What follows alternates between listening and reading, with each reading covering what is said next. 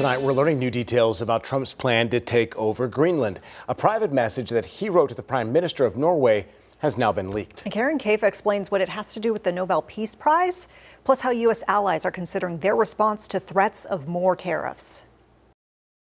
President Donald Trump tying his pursuit of Greenland to a snub by Norway's Nobel Prize committee. In a text message to Norway's Prime Minister Sunday, Trump said, quote, "Considering your country decided not to give me the Nobel Peace Prize for having stopped 8 wars plus, I no longer feel an obligation to think purely of peace."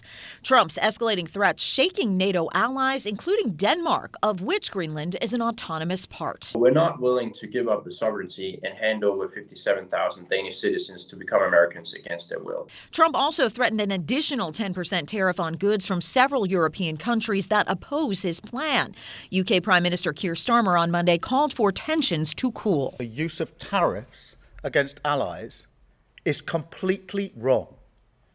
It is not the right way to resolve differences within an alliance. Italian Prime Minister Giorgia Meloni, who has had positive relations with Trump, also called the tariff threat a mistake. I wanted to say that the prediction of an increase in tariffs against those nations that choose to contribute to the security of Greenland is, in my opinion, a mistake. The EU, in retaliation, considering a so-called trade bazooka that would cut off U.S. access to key European markets and other economic countermeasures.